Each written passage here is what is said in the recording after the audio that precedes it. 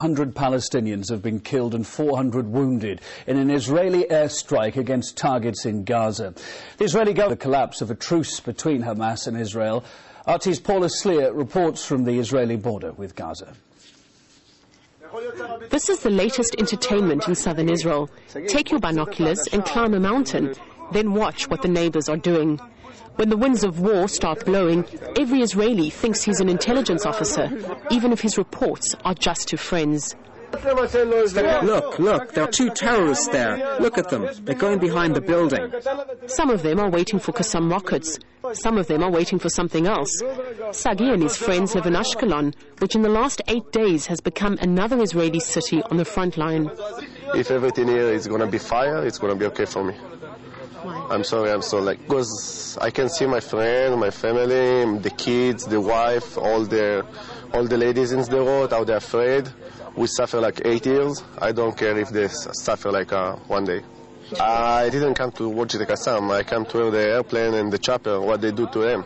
There, I see the Qassam over there in Israel all the time. I see that in the road. I don't like to see the Qassam. I like to see the other side. But nobody expected that wish to come true so soon or on such a scale. In the early hours of Saturday morning, the Israeli Air Force struck Gaza in the most deadly attack in recent months. Israeli aircraft and helicopters hit more than 100 Hamas targets, among them a police compound where a graduation ceremony was taking place. Terrified mothers rushed into the streets to see if their children were alive as the attack came just as schools were closing. Unable to cope, doctors in overcrowded hospitals treated the wounded and dying on floors, while Hamas threatened deadly revenge. We will not compromise or back down on our religion or cause.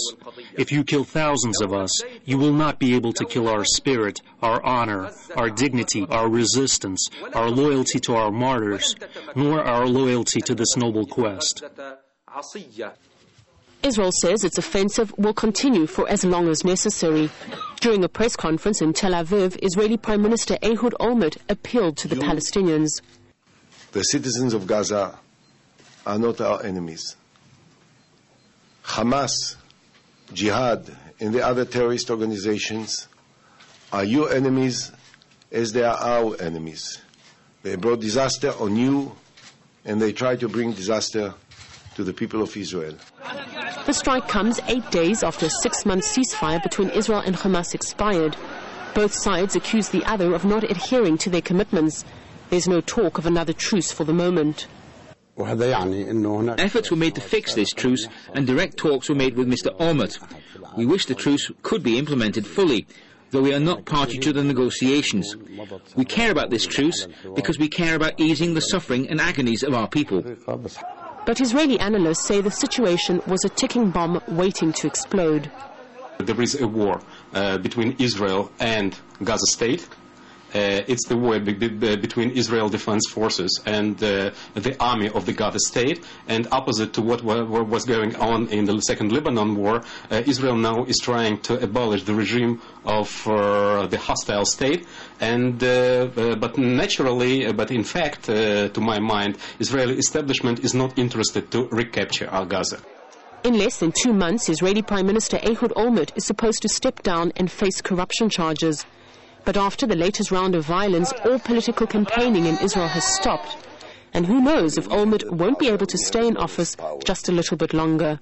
Paula Sleer, RT, on the Israel-Gaza border.